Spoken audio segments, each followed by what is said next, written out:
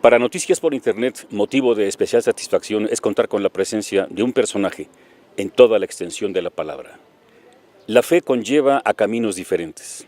Los caminos de la fe llevan a territorios inexplorados y en ocasiones el hombre, por convicción y fe propia, avanza hacia terrenos para muchos desconocidos. Pero antes de seguir con esta materia, quiero presentarles al padre José Solalinde de Guerra, a quien le recibimos no con los brazos abiertos. Corazón en la mano, Pater. ¿Cómo está? Muchísimas gracias, pues feliz de estar aquí en Irapuato, gente tan linda, en un día maravilloso y miren, en este entorno maravilloso, un jardín precioso. Lo es un entorno extraordinario para hablar de un hombre que muchas personas deben estar pendientes de las informaciones. El indocumentado, los indocumentados, el grupo. Qué mundo tan distante cuando se vive en realidad, cuando se profundiza. ¿Cuándo nace en el corazón del padre Solalinde el dar atención, el preocuparse y ocuparse por los indocumentados? Bueno, pues sucedió hace 14 años, cuando yo soy misionero a partir de mi bautismo y me siento muy identificado, y de repente me encuentro con cientos de migrantes que llegaban, sucios, con hambre, con sed, muchos niños, jóvenes sobre todo, y me impactó muchísimo. Y entonces me pregunté a mí mismo qué podía yo hacer ante eso. No sabía quiénes eran ni por qué estaban, no sabía nada. Yo dije, no, voy a investigar. Y empecé a investigar. Ya dije, nadie los cuidaba, nadie los atendía. Yo dije, yo no puedo seguir mi vida normal como la he llevado si no hago algo por ellos. Entonces dije, no. Decidí hablar con mi obispo, costó 2 años de lucha, pero aceptó dejar la vida residencial para tomar la vida itinerante misionera que llevo ahora. Hay tantos detalles. Yo quisiera 2 días completos para platicar con el padre Solalinde, pero voy a tratar de ser breve en los temas. Sí. La primera casa que usted funda evidentemente trajo problemas. Se supone que le ponen trabas, ya no lo quieren ver con los hábitos, ya lo quieren desconocer. ¿Cómo ha sorteado todas esas observaciones de parte de la autoridad eclesiástica? Bueno, la autoridad eclesiástica, una parte me apoyó, otra parte no me apoyó. Una me entendió, otra parte no me entendió, no me apoyó. Pero aquí el problema fue la lucha contra esa parte que todavía permanecía, quedaba del PRI, del priismo en Oaxaca. Terrible. Entonces me enfrenté a caciques, me enfrenté a presidentes, me empecé a gobernadores, ¿verdad? Terribles, y por defender a los migrantes, porque ellos querían hacer un gran negocio con ellos, y yo lo veía como ovejas, como pastores, como un pastor ve a sus ovejitas, no como mercancía. Y entonces empezó el choque, hasta que finalmente se dio pues un encuentro terrible, varias veces durante 2 años, pero gracias a Dios de todo esto Dios me libró. Yo creo que yo solamente puse mi persona, la confianza en Dios, no sucumbí al miedo, y al final Él me respondió. Sobrevivimos, se mantuvo el albergue abierto porque ellos querían que lo cerráramos y que yo me fuera porque, pues claro, les estorbábamos para hacer un gran negocio masivo con ellos. Sucumbir es una palabra tan amplia, pero poca gente sabe que usted fue amenazado de muerte, inclusive por grupos delincuenciales. ¿Cuánto tiempo permaneció fuera del país, padre? Solamente 2 meses. Fue en realidad 2 meses que tuve que salir por obediencia a mis superiores, porque ellos querían que yo saliera mientras se veía qué se hacían con las 6 amenazas que se habían juntado y ver si se mejoraban las condiciones de seguridad para mí. Al final el plazo se cumplió, yo volví, porque ellos querían que tuviera más tiempo allá. Y es más, si fuera posible, que me quedara en el extranjero. Yo no acepté. Lo más que acepté, 2 meses y me regreso. Y 2 meses y me regresé. En el momento en que el padre Solalinde dice no deben ser vistos como príncipes algunos personajes de la iglesia, ¿qué tanto, no quiero decir perjudica, pero qué tanto modifica su vida diaria en la labor que ejerce a favor de los migrantes? Yo creo que me convierte todos los días, me ayudan mucho los pobres, los indígenas, los migrantes, las víctimas siempre nos convierten, nos hablan de un Jesús lastimado, pero también de un Jesús comprometido con ellos.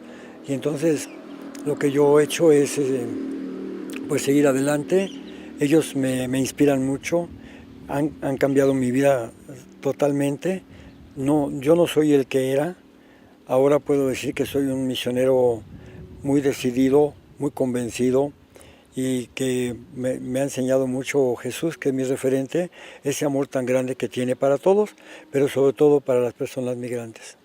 Y momentos muy difíciles, pero jamás imposibles de superar de parte del padre Solalinde. Usted cede una entrevista a una revista para adultos, pero evidentemente esto no gustó a cierto sector. Sí. Pero la entrevista alcanzó a hacer conciencia en muchas esferas sociales. Sí, yo todo lo que hago yo, trato de hacerlo de acuerdo a lo que Jesús me enseña. Todo. Y él no me dijo que fuera ciertamente a la revista, pero me dijo, vayan a todos los rincones, a todas las partes del mundo y anuncien la buena noticia del reino de Dios. Eso es lo que hice. Pensé en esos lectores de la revista, erótica, no pornográfica, pero sí erótica, ¿verdad? Y pensé, a ellos también les tiene que llegar la palabra de Dios. Entonces, yo no los busqué, me buscaron a mí y dije, ¿por qué no? Aquí hay muchos lectores que les gustaría saber en este ambiente de Jesús. Y lo hice una vez, tuvo mucha aceptación y al año siguiente me volvieron a invitar. Y la última entrevista que ya concedí fue el cambio de la revista, ya de mujeres desnudas a mujeres con ropa. No juzgues para no ser juzgado. 2017 es un año que, por lo menos para los mexicanos de tiempo completo, nos enorgullece saber que fue postulado el padre Solalinde para el Premio Nobel de la Paz.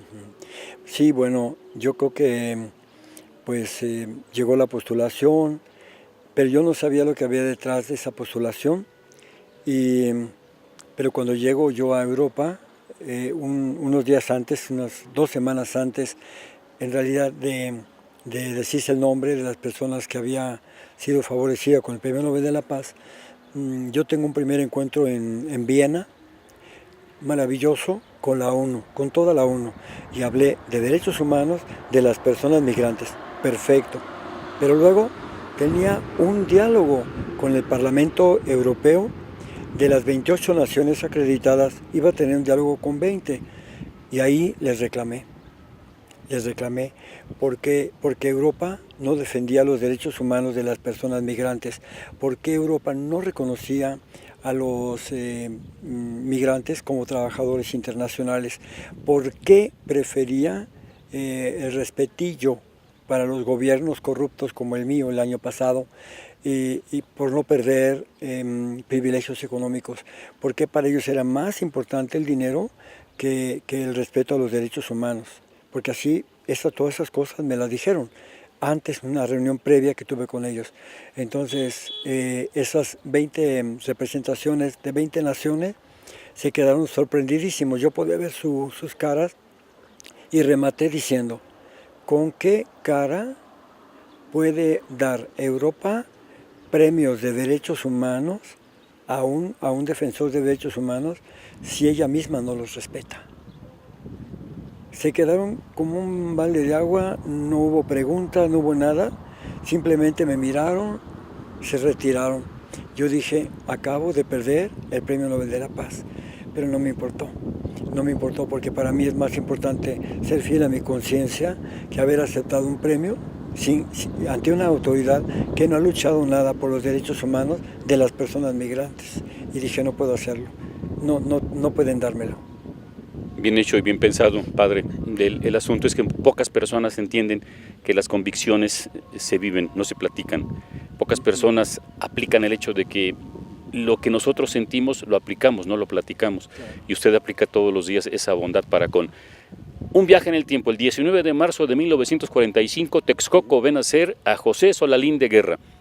Primera impresión, ¿qué le motiva a encontrar este camino? Bueno, el camino, Dios tiene unos caminos y puedo decir con mi propia vida que escribe derecho sobre renglones torcidos. Sí. Es la verdad.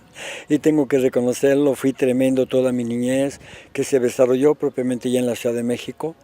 Y después, bueno, Dios tiene sus misterios, ¿no? De repente me llama, cuando yo tenía 19 años, me llama para ser sacerdote. Yo no conocía su voz, no sabía que él hablaba en el silencio, pero cuando me empieza a hablar, empiezo yo a tratar de entender, y cuando ya entendí bien que me quería para sacerdote, le dije, no, porque para mí era una vergüenza ser sacerdote. Y busqué otra carrera en filosofía y letras, hice la solicitud, me aceptaron, pero bueno, él ganó, ya. Llegó un momento que dije, ya no me puedo esconder más de ti, está bien, tú ganas, sí me voy. Y me fui al seminario. Y desde entonces he sido un sacerdote que fue muy favorecido, primero como seminarista con sacerdotes extraordinarios, como Camilo Maxicé, que me enseñó el camino de estar cambiando siempre, y una iglesia que se tiene que renovar siempre y estarse adaptando y respondiendo a los tiempos actuales. Entonces ha sido una vida, una historia muy interesante.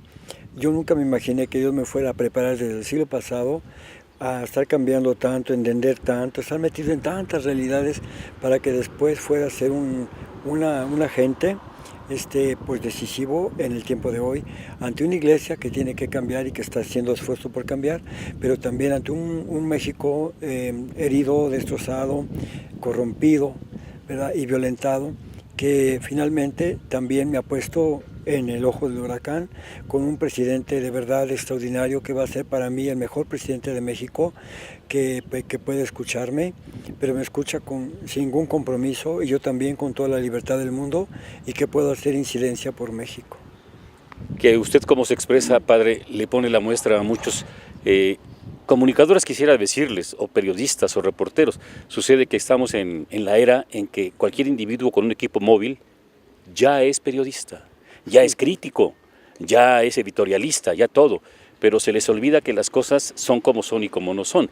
Y para que usted les diga a las personas sus verdades, se les dice con toda la franqueza, con toda la rectitud y dirección que el caso amerita, con el respeto y el amor que esto amerita. Sí. A muchos de los que profesamos el perfil nos acusan de ser livianos, no le podemos hacer una entrevista hostigosa, no le podemos hacer preguntas difíciles porque pues no cumplimos ese papel.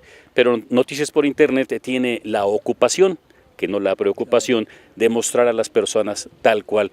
Y créame, padre, con el deseo de prolongar esa entrevista, pero sabe usted, los tiempos en el espacio de las redes son tan breves que no sé si este espacio alcancen a asimilarlo, porque a título personal, padre, es una experiencia de primer nivel platicar con usted y corroborar todo lo que he leído sobre usted. Va más allá de la realidad que teníamos acerca de su persona. Le agradezco muchísimo. Yo especialmente pienso que el periodismo honesto, es un gran apostolado y que es un instrumento privilegiado para llevar a las personas la verdad, para que con la verdad sean libres. La vocación más hermosa que tenemos los seres humanos somos la libertad, es la libertad.